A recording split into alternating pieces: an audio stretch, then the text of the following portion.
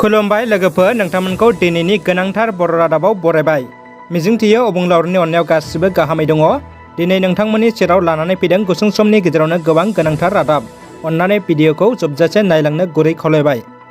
गिबि रादाबाव दङ दिनै 10 नभेम्बर बर' हारिनि गोथार सान। दिनैनि बे 10 नभेम्बर सानावनो 1952 मायथाइयाव बर' हारिनि बिफा आफाद बर' थुनलाइ आफादखौ चिरांनि बासुगावआव गायसनदोंमोन। दिनैनि बे सानखौ बर' थुनलाइ आफादनि गायसनथाइ सान महरै बुहुमनि बर' फिसाफ्रा फालिबोदों। बे लेखायैनो मिरु एबसुआ दिनै बर' थुनलाइ आफादनि गायसनथाइ सान फालिदों। मिरु दुलाराय बर' फरायसा आफादा देग्लाय 10 नभेम्बर बर' थुनलाइ आफाद गायसनथाइ सानखौ बरपेटा जिल्ला एबसुनि मददजों बरपेटा जिल्लानि बेन्दोंआव थानाय बालापारानि पाक्का सरिह सुरक्षेत्री बड' गोजौ फरायसालिनि गेवलां गेलेग्रा फोथाराव सानसेनि मेहेरगोनां हाबाफारिजों गाजा गोमजायै फालिदों। हाबाफारि बायदियै एबसुनि गोथार आर'जखौ जागायनानै बर' थुनलाइ आफादनि फेरबेलाखौ बेरहोयो बरपेटा जिल्ला बर' थुनलाइ आफादनि आफादगिरि मानगोनां मुर्सि सुकेन स्वर्गयारिया आरो मुंख्लंफोरनो बिबारखौ बावजेनो मिरु एबसुनि आफादगिरि मानगोनां मुर्सि दिपेन बर'आ आरो थुनलाइ आफादनि मुंख्लं खाम्फायाव बिबारखौ बावजेनो बरपेटा जिल्ला बर' थुनलाइ आफादनि बारग' गाहाय नेहाथारि मुर्सि उमाकान्त बर'आ। बर' थुनलाइ आफादनि आगुनि आफादगिरि सुबुंथिनि थान्दै मुंख्लं बेनेश्वर ब्रह्मनि मुसुखायाव बिटिसि खुंथायनि खुंगिरिफोरा बिबारजों मान बावदों।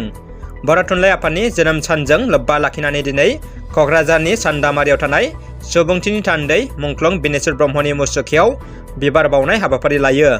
मान होनाय आरो बिबार बावनायाव बिटिआरनि चिफ प्रमद बर' थुनलाइ आफादनि आफादगिरि थरेन बर', आसामनि मन्त्रि उरखावगोरा ब्रह्म, बिटिसिनि एम दावबायसा बर', निलुत सोरगियारि, MCLA पबित्र कुमार बर' आरो गोबां दैदेनगिरिफ्रा बाहागो लाना बिबार बावो। दानिया फैदो गुबुन मोनसे खौराङाव। भारतीय क्रिकेट टीमनि गोख्रों गेलेगिरि हार्दिक पान्ड्यानि सायाव पुलिसनि गोख्रों सिग्रोमनाय। भारत माहारि क्रिकेट टीमनि सासे मुंदांखा राफोद गेलेगिरि हार्दिक पान्ड्यानि सायाव मुम्बाइ पुलिसआ हरखाबै दुबाइनिफ्राय मुम्बाइसिम फैफिननाय समाव मुम्बाइ उरां गाथोनाव सिग्रोमदों। पुलिसआ सिग्रोमनाय उनाव हादरारि गेलेगिरि हार्दिकनिफ्राय गंनै आखाइनि घड़ीखौ बोखांनो हादों। सोमोनांथाव बाथ्रादि बोखांनो हानाय घड़ी गंनैनि बेसेनखौ खोनाबा बयबो आसरित मोनगोन। गंनै आखाइनि घड़ीखौलाय मानो आसरित मोननो साननो हागौ, नाथाय दं बेवहाय साननो गोनां। गंनै घड़ीनि बेसेनानो नोगोद 5 कौटि रां। पुलिसआ हार्दिक पान्ड्यानि सायाव दासिम सोंलु खालामगासिनो आरो घड़ीखौ बहा बायदों बेनि रिसिप्ट गैयिनि थाखाय पुलिसआ बिथांनि सायाव सोंलु खालामगासिनो होनना मिथिनो मोननाय जादों।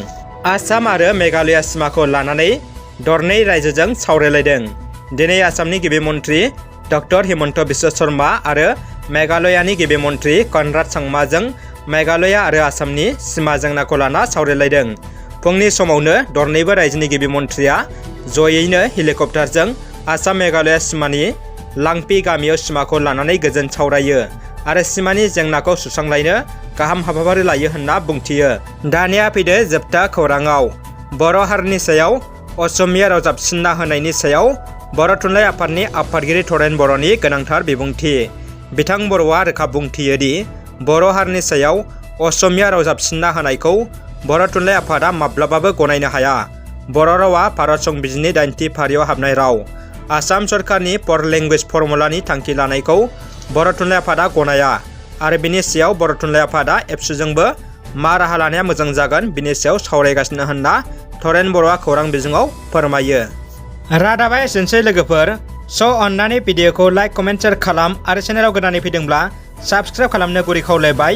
उननि समाव फैनो गोनां गासै भिडिअखौ मोननो थाखाय गोजोन्थों।